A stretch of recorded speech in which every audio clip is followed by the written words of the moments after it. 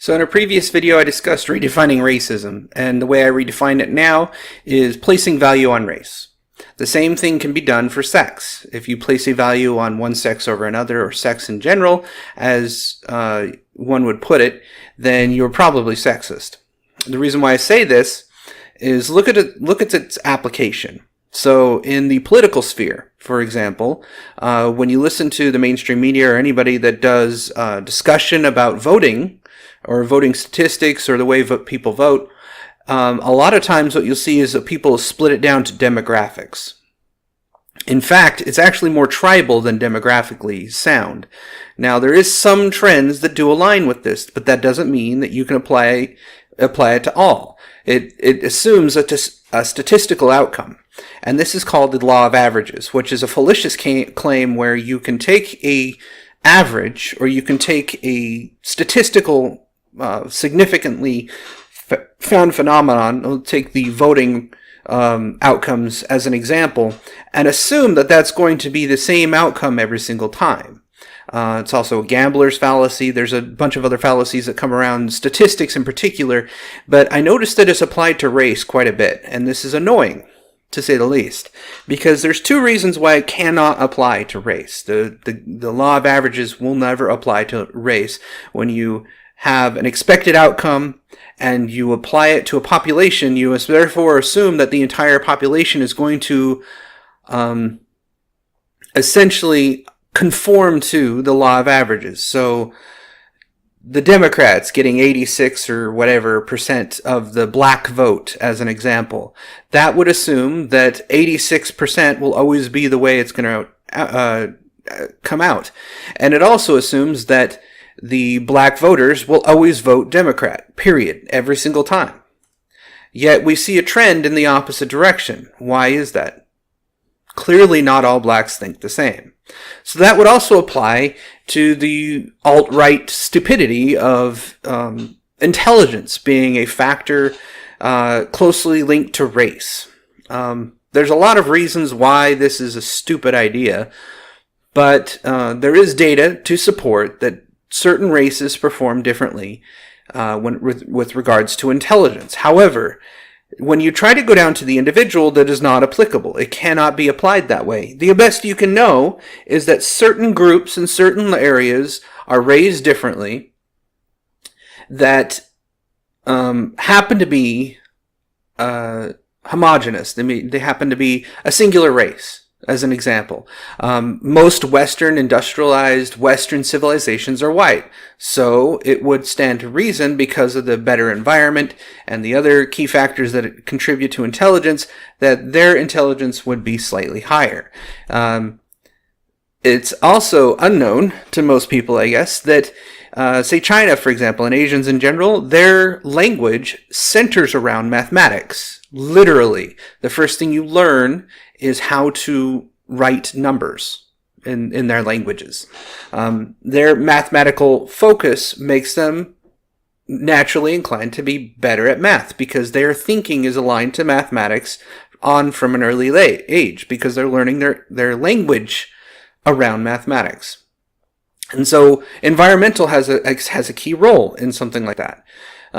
The thing that bothers me about, and this is a small tangent, so I'll go on it a little bit, but the thing that bothers me about intelligence in general, and scoring it, and why I have a problem with the way we put weight with intelligence, is because if we do it by demographics in particular, it really bugs me, because what we're talking about is different locations with different circumstances and different educations, and each of these give an average of an outcome based on race, or actually with sex, it comes out like within 1% of each other, so statistically insignificant, or pretty much male and female are equally as intelligent across the spectrum. It doesn't matter where, but we do see it in race in particular, because I think there's a few factors. To give you an example, and I'll get back to why this is an idiotic argument to begin with, but I want to outline the alt-right and the left-wing retardation that comes around race,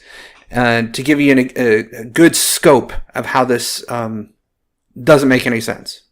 So the alt-right and the left-wing retardations will assume that intelligence has a factor, or because we're calling people less intelligent, it's also insulting, and so here's my fifis. Please feel sorry for the people and protect them because they're not as smart as we are. That is stupid. The law of averages cannot apply to the individual because of an average of a giant population. So when they do the intelligence quotients across demographics, that's a pool of almost 1 million people. Pretty close. The last sample size I saw was close to 1 million people were sampled. 2 problems. First, not everybody's education level or opportunity for education is equal across the board.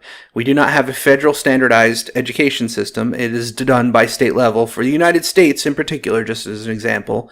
On top of that, the level and quality of education per location is different, not only state by state, but even within counties. So we get down to the smallest denominator, like a city, for example. Their education between different schools is even different because it's dependent upon the quality of the educator. So down to that level, you're not going to have equal quality. On top of the fact that they can't test intelligence until about 8 years old, you have 8 years worth of development, which is almost up to elementary school, essentially, approaching middle school almost. All that time, you had time to learn how to write, to read, to do mathematics, to do logic problems, to solve problems of, not logic problems, but deductive reasoning, for example. Some of that's not even taught yet. All that stuff is being taught, and you have 7 years of mental development. In those 7 years, environment is going to play a heavy role in determining whether or not somebody's just going to get it. So, that's one of the reasons I have problems with intelligence, so the alt-right people can just go fuck themselves. Mainly because intelligence does not matter in the law of averages. But to give you the idea, the environmental factors have a big impact in there. So regardless, what happens is the intelligence quotients are then segregated by location based on who has a better grasp of logic, essentially, is what logic and reasoning is, the intelligence measurements, for better, for worse. Even if it's a standardized test for the intelligence quotients, you cannot filter out the differences in education levels or the ability to educate in different locations. You'd have to do it on a smaller scale with the same educational people. So these, if you did a group of students that are all taught by the same teachers and the same way every single time for 7 years, you might get some interesting outcomes that have nothing to do with race. Unfortunately, that's pretty much impossible at this point. We don't have a global level of education either, which is all too interesting. But let me get to my point. So we take all those arguments. Intelligence, for example, the alt-right and the retards over there will say intelligence is a determinant factor of success, and these groups are more intelligent than the other. The left-wing retards will say something to the effect that these people are marginalized and that's why their education's not as good. And so they'll borrow upon the science of, that there's lacking environment. The alt-right will borrow upon the science that intelligence is biologically determined. Sadly, they're both right in this respect, that it's biologic and it's environmental. It's both put together that will determine where somebody sits in the intelligence curve. So both their arguments are stupid. What's left? Race. So they're arguing about race. Who's special? Who's not special? Who's more or less valuable at that point? So they're both racist, because they're arguing which one has more or less value. The alt-right is saying that whites are more valuable than blacks, that Asians are more valuable than whites, and then they'll go along the lines of we need an ethno-state, blah, blah, blah, which is stupid. The left wing will be these people are marginalized, that's why they didn't get people of color, as they put it, are marginalized, therefore they didn't get the education that they so deserved, and they probably would have done better in their development, blah, blah, blah, blah, blah. Poor picked on little minorities can't get a good education, therefore we need to protect them and uplift them because they are marginalized, and the ones that say that they need to protect and uplift them and use their white privilege to do so are saying that white people are better, these people aren't as good, we need to help them get to our level. Equally as racist because they are also placing value upon race. Both of them are putting value of their own race above other people's. This is where the argument falls apart. When you take the law of averages, so the intelligence is an average quotient. They measure a curve, a distribution, and in between is like average intelligence, 90 to 100, and maybe blacks are like 80 to 90, and maybe Asians are 100 to 110 or something like that. Just small deviations in a big-ass curve. So they're arguing intelligence quotients based upon race and then applying racial values to the quotients. But you cannot apply that to the law of averages, because in the law of averages it states that if you try to go from an average, from a statistical thing, which is what this is, an average of blacks, they take 150 blacks and their average IQ is 80 or a 90. Well, there's going to be super geniuses and not so smart people, and then everybody else. You see the thing here? So there's going to be smart, not so smart, and everybody else. That distribution will not calculate down to the individual. You don't know if you're getting somebody in the middle, somebody slightly above, somebody slightly below, somebody way below, somebody super smart, and you have no fucking clue because you cannot apply the statistical average of an intelligence to an individual. Making a judgment call upon an individual based on an average using race, because you now place value upon race, is how their argument works. The argument falls apart when you strip race as a value. So if we lump them all together, the populations, and give a statistical average, it still fail because you cannot judge an individual based on the average of a population. It doesn't work that way. You can't go from many to the one in that type of conversation or argument. It's statistically invalid. It's a fallacy.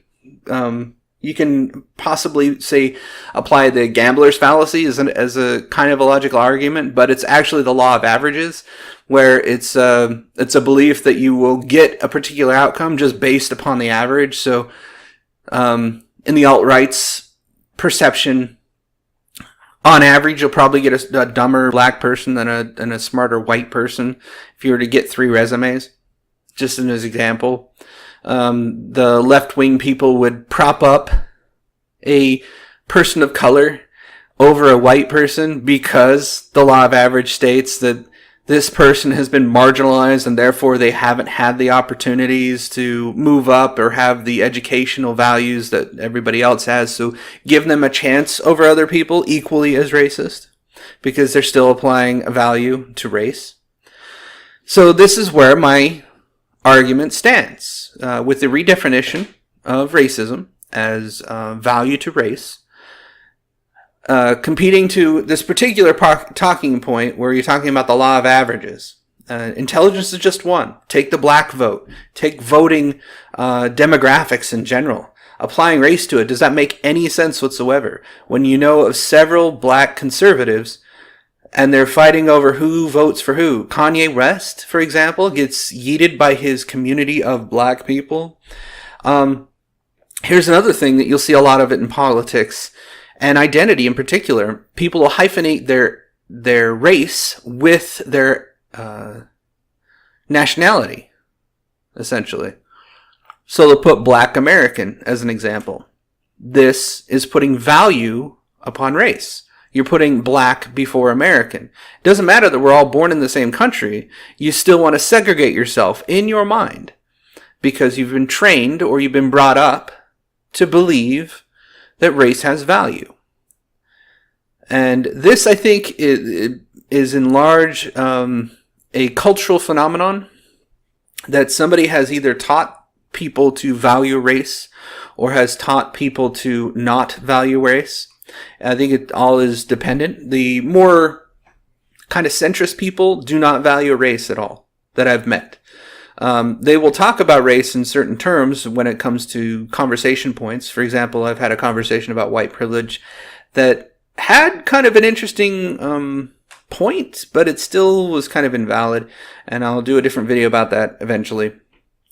But it really comes down to whether or not you value race. And if you do, chances are that you see everything through the lens of race. Just like with a Christian, seeing everything through the eyes of Jesus and the Lord, where they put those two before everything else. And that's what you'll kind of see the same behaviors of.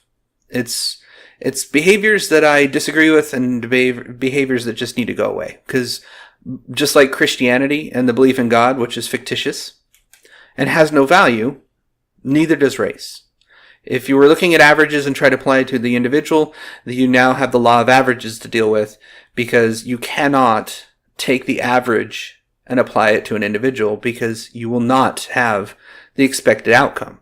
You don't know what you're dealing with until you talk to the person.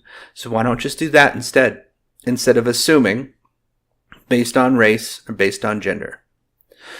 That's all I have for this one. My next one's going to probably be about the interesting twist of language that the trans community activist dumbasses use to kind of slip themselves into biology. It's really kind of shady, and it goes along lines with the gender grievance studies insanity. I'm going to try and get a special guest with that one if I can.